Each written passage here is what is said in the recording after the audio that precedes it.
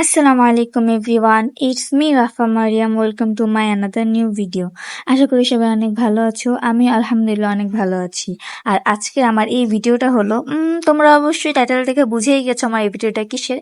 আমার এই ভিডিওটা হলো ঢাকা টু রাজশাহী ব্লগের পার্ট 2। তোমরা প্রথম পার্টে যারা যারা দেখছো তারা আমরা রাজশাহী বা তো জায়গায় ঘুরেছি। আর এই পার্টটা হলো আমরা লাস্ট দিন। আমি আসলে একটা মজার কাহিনী হচ্ছে, আমার ফার্স্ট পার্টটা রাজশাহী আমরা যেদিন গিয়েছি ফার্স্ট দিনের ভিডিও ছিল, আর লাস্ট পার্টটা পার্ট 2 এটা আমার লাস্ট দিনের ভিডিও রাজশাহীতে থাকার। আমি রাজশাহীতে মোট 5 দিন ছিলাম। আমি আগেই বলছি আমার ওই আত্মীয় সেই আত্মীয় বাসায় ঘুরতে ঘুরতে দিনটা আমার কেটে গেছে, বেশি ঘুরতে চাইতে পাইনি। যেখানে যেখানে গেছি ওখানে আমি তোমাদের সঙ্গে শেয়ার করব। আর এখন আমরা দেখতে দেখতে রাজশাহী যে শহীদ জিয়া শিশু পার্ক ওটার সামনে চলে আসছি। আর আমার যে নানু বাসায় ছিলাম ওই নানু বাসাটা এশিয়া পার্কের অনেক কাছে। আমি আগে অনেক আসতাম ছোটবেলায়, এখনো ছোটই আছি কিন্তু ওরকম বাচ্চা নাই আর ওরকম আসা হয় না।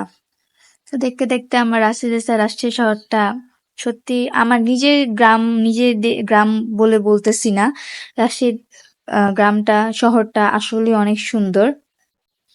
আর এখানে আমি ভিডিও করতে আসি। আর এটা হলো আমাদের রাজশাহী শহরের লাইট। আর রাজশাহী শহরে একটা জিনিস খেয়াল করছি যে তোমরা হয়তো খেয়াল করছো, এক এক রাস্তার এক এক ধরনের লাইটের পরিবর্তন হইতেছে। এটা এক ধরনের, সামনে আরেক ধরনের পাবা। আর এখানে আমি এটা জানি কি একটা, কোন একটা বিশ্ববিদ্যালয় না কি জানি একটা, এটা আমার ঠিক মনে নেই।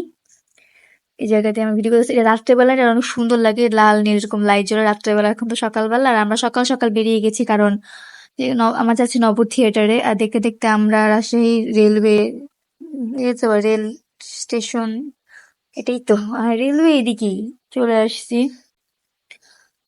আর আগে বলছিলাম আমি এটা রাজশাহী নগর নাকি বাণিজ্য মেলা হইতেছিল ওদিকে। আর এখান থেকে তো অনেক কাঠগোলাপের গাছ, কাঠগোলাপ গুলো দেখা যাইতেছিল না, ক্যামেরায় তো বোঝা যাচ্ছিল না গোলাপটা। এখানে কিন্তু অনেক পুরা রাস্তায় কাঠগোলাপের গাছ ছিল। আর আমরা মাঝখান দিয়ে একটু দাঁড়াইছিলাম। সো আমরা আমাদের গন্তব্যস্থলে যাচ্ছি। দেখতে দেখতে অনেক কাছে চলে আসছি আমরা আমাদের গন্তব্যস্থলের। আর আমি আগে বলছি যে রাজশাহীর এক জায়গায় এক ধরনের লাইট, এই লাইটটা আমি এখন ভালো মতো দেখাইতে পারতেছিলাম। আগের পার্টে অটোতে বসেছিলাম তাই দেখাইতে পারতেছিলাম না ভালো মতো। এখন রিস্কে আছি কিন্তু আফসোস এটা সকাল, রাত না। রাত হলে এটা সৌন্দর্যটা অনেক সুন্দর লাগে, অনেক সৌন্দর্যটা বোঝা যায় লাইটের সৌন্দর্যগুলা। দেখতে দেখতে আমরা বাংলাদেশ বেতার রাজশাহী খানে চলে আসছি। আর আমাদের গন্তব্যস্থল খুবই কাছে, বাংলাদেশ বেতার থেকে একটু সামনেই হলো রাজশাহী মিলিটারি মিউজিয়াম। আর রাজশাহী মিলিটারি মিউজিয়ামে একটা কাহিনী হয়েছিল, আমাদের বুঝতে একটু সমস্যা হয়েছিল, আমরা যেতে থাকি পরে বলতেছি। দেখতে দেখতে আমরা চলে আসছি। আর এটা ঠিক শহীদ এইচ এম কামরুজ্জামান উদ্যানের ঠিক পাশে, রাজশাহী চিড়িয়াখানার ঠিক পাশে হলো মিলিটারি মিউজিয়ামটা। আর আমাদের আমাদের একটা মিস্টেক হয়েছিল, তোমাদেরকে বলে রাখি যে 5D মুভি দেখার 50 টাকা আর এন্ট্রি ফি 30 টাকা। ওখানে লেখা ছিল 5D মুভি 80 টাকা। আমরা ভেবেছিলাম 5D মুভি 80 টাকা নিবে আর 30 টাকা মেবি আনে, মোট 110 টাকা। কিন্তু অনলাইনে বা যে চেক করলাম ওখানে তো 50 টাকা লেখা ছিল, কিন্তু ওনারা বুঝায় বলতে পারতেছিল না, আমরাও বুঝতে পারতেছিলাম না যে 5D মুভি যে কোনো একটা তোমরা প্রদর্শনী এন্ট্রি ফি শুধু নিজের জন্য এন্ট্রি ফি নিতে পারবা না। 5D মুভি না হলে প্রদর্শনী যে কোনো একটা নিয়ে এন্ট্রি ফি সঙ্গে ঢুকতে হবে। যেমন 5D মুভি 50 টাকা আর এন্ট্রি ফি 30 টাকা, এরকম নিয়ে 80 টাকা, এরকম করে ঢুকতে হবে। তোমরা খালি খালি এন্ট্রি ফি নিতে পারবা না। ওনারা এটা বুঝায় বলে নাই, আমরা বুঝতে পারি না, পর লাস্টে একটু বুঝতে পারছি। আর গাইস শুধু তোমাদের জন্য, আমি যে 5D মুভি যে দেখতেছিলাম, এই 5D মুভি কিন্তু রেকর্ড করা খুব নিষেধ, মানে নিষেধ ছিল। আমি লুকায় লুকায় রেকর্ড করতেছিলাম।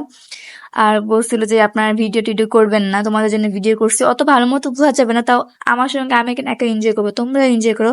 যার কারণে আমি ভিডিওটা করছি, তা তোমরাও এনজয় করো আর আমিও এনজয় করো।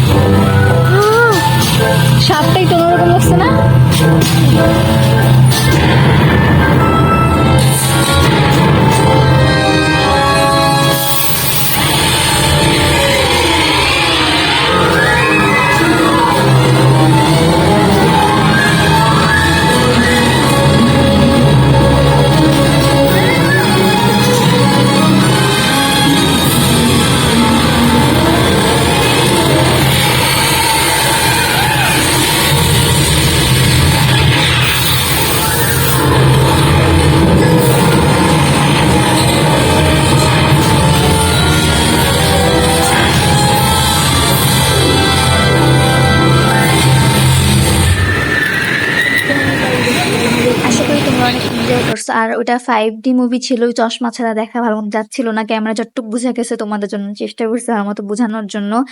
আর আমার কাছে অনেক ভালো লাগছে, কিন্তু একটু ভয় লাগছে, আমি সাপ দেখতে পাই না, সাপটা যখন চোখের সামনে চলে আসে তখন একটু ভয় পেয়ে গেছিলাম যে সাপ সরে না কেন, সবাই বলছে সাপ সরে না কেন। আসলে সাপ এখন আমার আম্মু আর আমার মামি যারা আছে তারা অবশ্যই দেখতে পারতো না, কারণ ওরা সাপ পছন্দ করে, সাপ ভয় পায়। আর বাচ্চারা অনেক এনজয় করতো সাপ, কারণ বাচ্চারা তো ভয় পায় না। আর আমাদের মুভি দেখা শেষ, এখন আমরা একটু ঘুরে দেখলাম। আর এখানে যে রাজশাহী যে মিলিটারি মিউজিয়াম করে আমাদের দেখানো হচ্ছে, সো তোমরা একটু শোনো আর দেখো। আর আমাদের আদার্স কথা হবে, এটা একটু ইগনোর করো প্লিজ। 200 আসনের মাল্টিপারপাস হল, 80 আসনের ক্যাফেটেরিয়া, 85টি গাড়ি, 2000 KVA sub station, 500 KVA generator, CCTV পর্যবেক্ষণ ব্যবস্থা, কনফারেন্স হল, 3টি 20 অশ্বশক্তির সাবমার্সিবল পাম্প, 200 টনের 3টি চিল্ড ওয়াটার কেন্দ্রীয় শীতাতপ নিয়ন্ত্রণ ব্যবস্থা, 2টি চলন্ত সিঁড়ি, 1250 কেজি উত্তোলন ক্ষমতা বিশিষ্ট 3টি লিফট ও 4টি সিঁড়ি।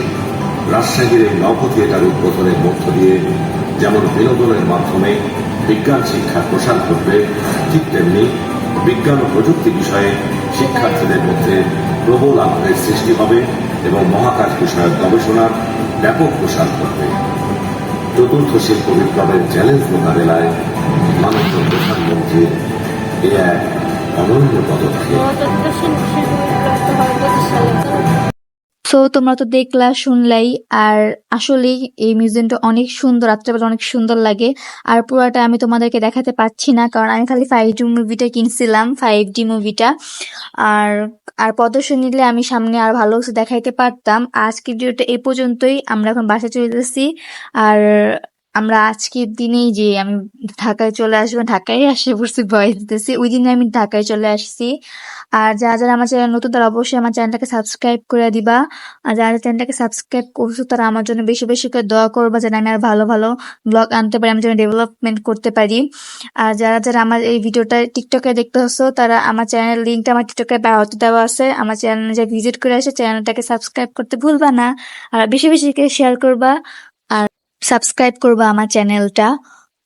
আর যারা অনেক মানুষ আছে যে আমার ভিডিও দেখো কিন্তু সাবস্ক্রাইব করো না, তারা প্লিজ সাবস্ক্রাইব করে অল বাটনে ক্লিক করে দিবা, যেন আমার নতুন নতুন যে ভিডিওগুলো আসবে সবার আগে যেন নোটিফিকেশন তোমাদের কাছেই যায়।